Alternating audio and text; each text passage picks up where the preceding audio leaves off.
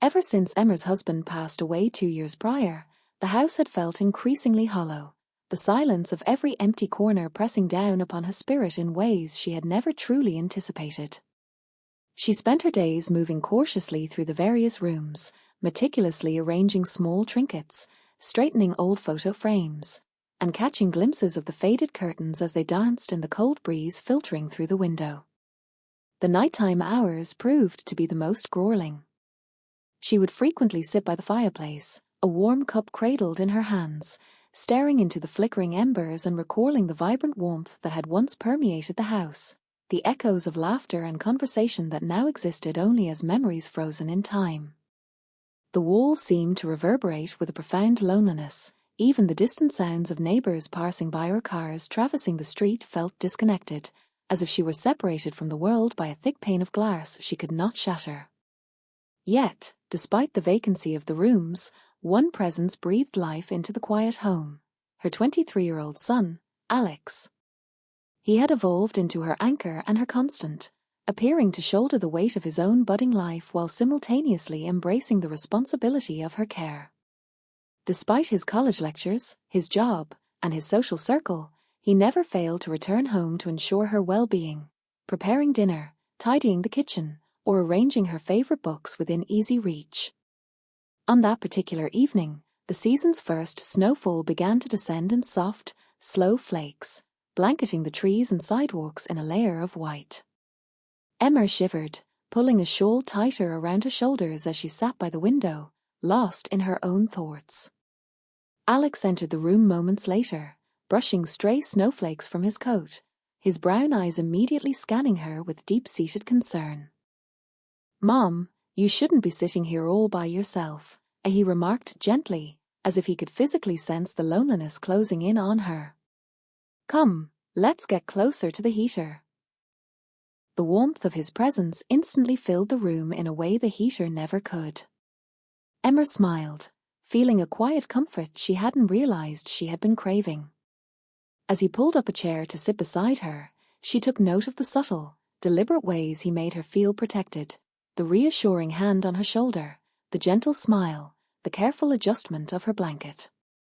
She reflected on how heavily she relied on him, not merely for domestic chores, but for the fundamental sense that she was not drifting alone in the world. That night, Alex lingered longer than was his custom, standing by the window after they had finished their tea. Emma detected a strange, contemplative look in his eyes, an unspoken weight that made her pulse quicken. For the first time in months, the house seemed to hold its breath along with her. She wondered about the layers of emotion Alex might be suppressing and the silent sacrifices he made daily to ensure her comfort. She realized then that love is often found in the subtle, quiet, and unwavering gestures rather than dramatic displays. As she reached for his hand, he squeezed it gently, their eyes meeting in a moment of absolute understanding. Emma realized her home was no longer just a structure or a repository for memories, but a living sanctuary sustained by her son's devotion. As spring began to bloom, a subtle change took hold of Alex.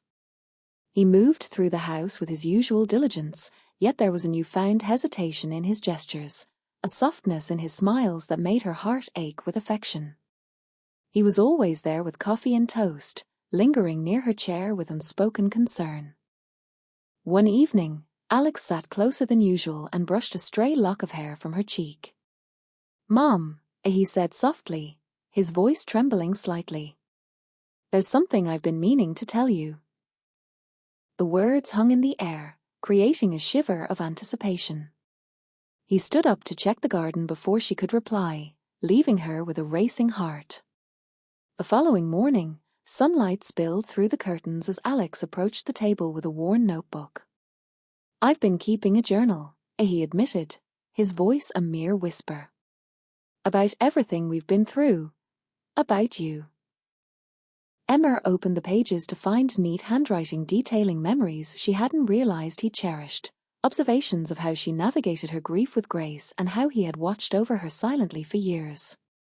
Tears welled in her eyes as she recognized that he hadn't just been managing the household, he had been carrying her emotional weight in secret. "I notice everything you do for me, "Mom," he whispered. "I love being the one who takes care of you." She pulled him into a tight embrace, feeling the strength and gentleness in his arms. The journal became a bridge between their hearts, a testament to a bond that had matured into something extraordinary. As the seasons shifted into summer, the house that once felt like a tomb hummed with genuine life. Alex promised to always be there, and Emma promised to cherish every fleeting second. She understood now that life's true richness isn't found in grand events, but in the small, consistent acts of love, the way he remembered her favorite tea or how he watched over her without making her feel diminished. Resting her head on his shoulder as the stars twinkled above, Emma felt an unshakable contentment. Her home had found its heart again, transformed by the enduring and beautiful love of her son.